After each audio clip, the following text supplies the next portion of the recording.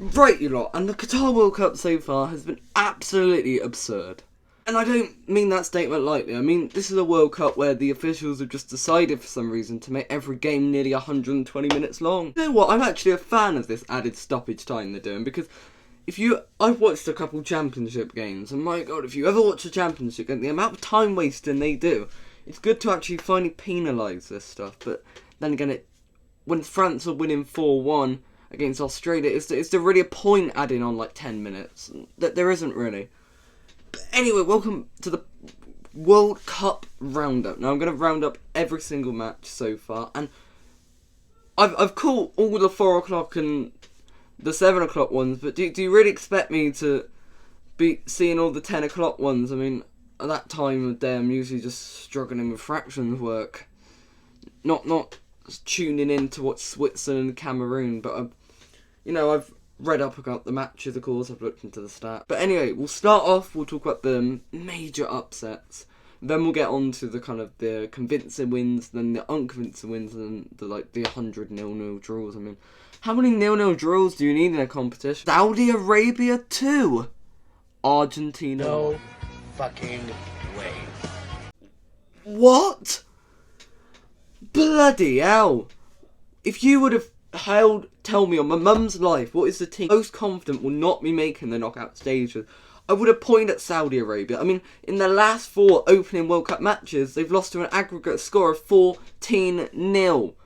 And then they beat the favourites of the whole thing. This is why I love this tournament. It's so random. But the performance from Saudi Arabia was nothing short of heroic. They played like prime Mourinho defensively, and they took their chances. They weren't afraid. They didn't park the bus. And I so rate this Saudi Arabia team, and I'm going to actually support them. I mean, if Saudi Arabia managed to beat a Mexico team that can't score on this uninspiring looking Poland squad, they're through. They're in the knockout stages where they'll probably play France and go out. But it doesn't matter. Saudi Arabia, we need to get behind these lot. And after the horrific showings of Qatar and Iran in this competition, it was great to see a team from Asia actually show us that the continent does have some talent. And talking about teams from Asia, Japan 2, Germany 1. I've just made the greatest prediction of all time. Now, in my World Cup predictions, I said that Japan would make the quarter-final. And many people, including my own father, saw that and laughed at me. I said there was no way that Germany or Spain would slip up. And admittedly, I did say it would be Germany to top the group and Spain in third. But Japan's performance was sensational.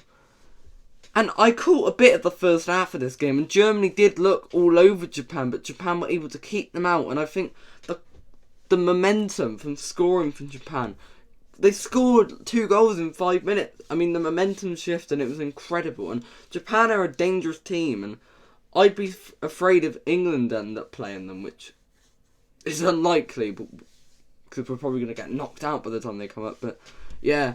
Anyway, talking of England, we beat Iran 6-2. Amazing experience. I mean, I sat down with Brian Moment, Reece Wiseman and Horny Harvey. 3 people whose football knowledge was on par with my knowledge of Scottish mythology. I mean, aren't there unicorns and that in it? And we had the time of our lives watching England absolutely obliterate this team. And I mean, I predicted Iran second in the group. I don't think that's happening now. I'm getting ahead of myself. But we can't be too reactionary here. Because at the end of the day, it is only Iran.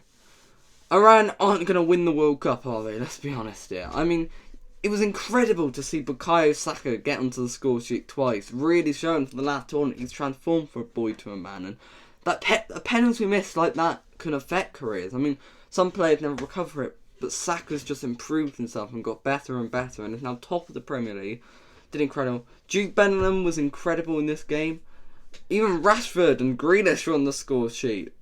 That was bloody mental. Kane didn't score, but he was great playmaking. Offence was shaky, which is the problem. We need to be careful because they did expose that Harry Maguire and Johnson aren't great at the back two. But I want Southgate to continue to play a back four because it was great to give that extra attacking player Mason Mount. Someone I'm critical of, but I thought he had a very good game here. But I've got to give it to Southgate because he got it right in this one. But please, Southgate, don't go back to your old trick. Keep this going. Don't change your winning team. But Iran, I mean, you were shambolic. I'm not gonna lie. Like, I was expecting so much more from you, and I do believe that Iran can potentially beat Wales, but they're gonna have to put in one hell of a game tomorrow for that. France 4, Australia 1.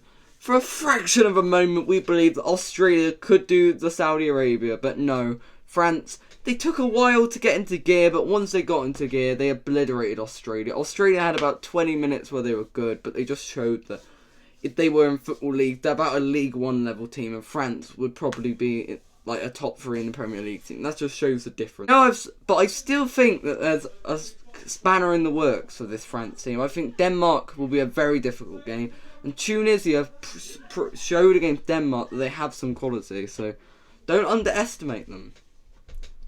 Ecuador 2, Qatar 0. Qatar, how are you worse than I thought you'd be? That is an achievement from Qatar. They were actually useless.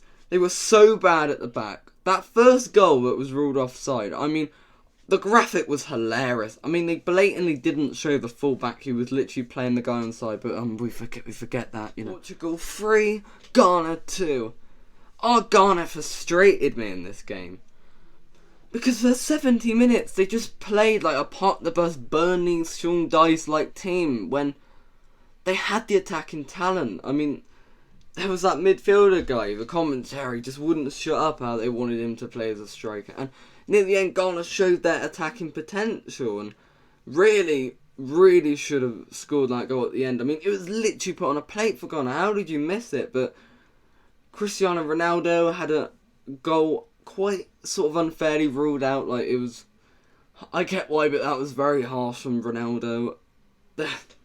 It was a mad game, which really was boring for the first half. Like, you might as well have started near the last 20 minutes. It was a mad finish to a overall pretty dross fixture. Belgium 1, Canada 0. Oh, Canada. Canada frustrated me watching them.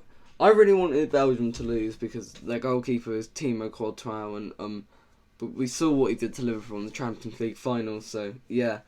But Canada were so exciting attacking. They really gave it everything. They put in 120%, but the goal just didn't come for them, unfortunately. They had the chances. Alphonso Davies showed his quality, but at the end it just didn't fall through. And it's kind of gutting for them. I've got to feel bad, but Canada, you were so close.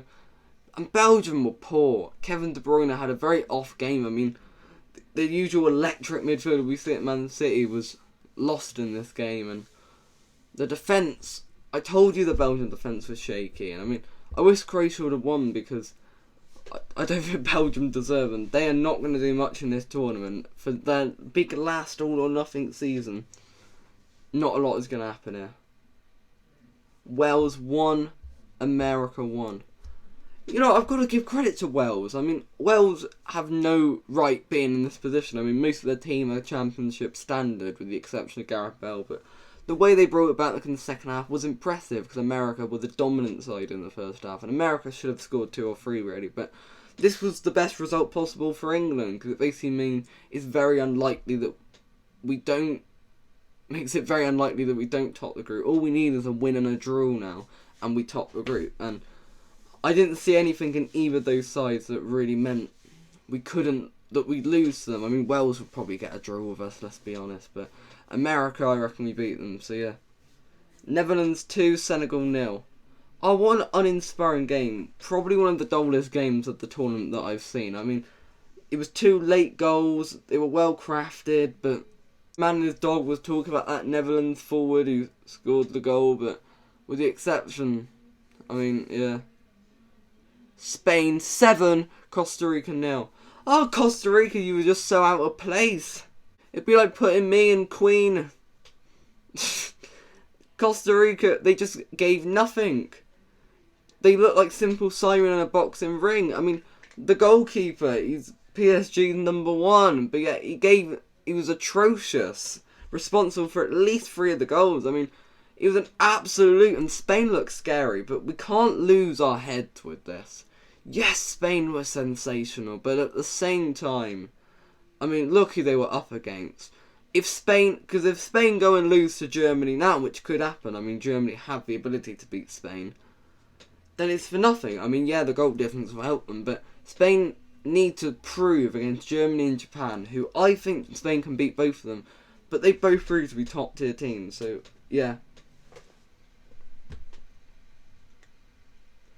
Alright, let's get on to the 0-0s. Let's get them out quickly. Poland 0, Mexico 0. I mean, Mexico, they couldn't score if you literally put it on a plate for them. I mean, yeah, they had the quality, they were better than Poland, and Lewandowski continued to show that on an international level he goes from Wayne Rooney to Timo Werner. I mean, he was not great in this game.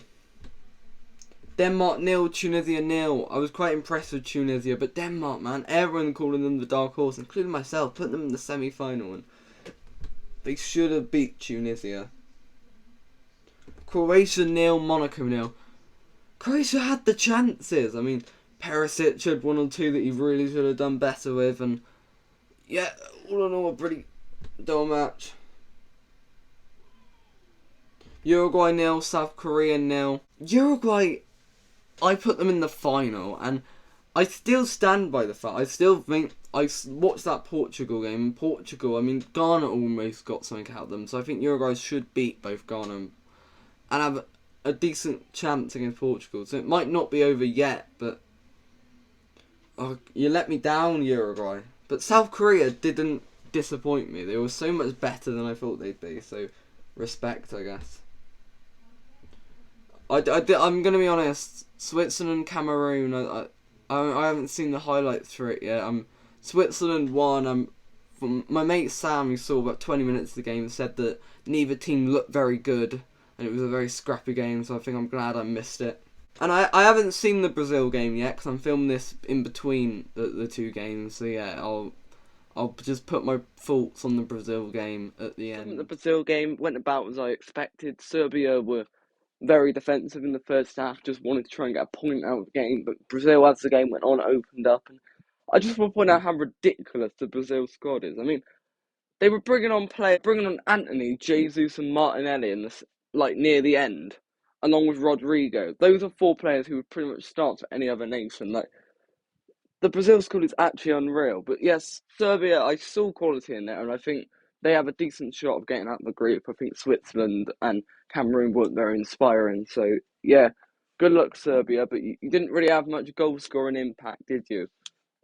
But overall, what a mad first round of this World Cup. I just hope we don't get so many bloody draws in the next round. You know, we got some big moments to happen. Germany and Argentina potentially both could be knocked out in this round. I mean, one is more likely than the other, but who knows what will happen. Will England bottle it to the USA and football officially being renamed to soccer? I swear to God that doesn't happen. So yeah. But anyway, goodbye you lot.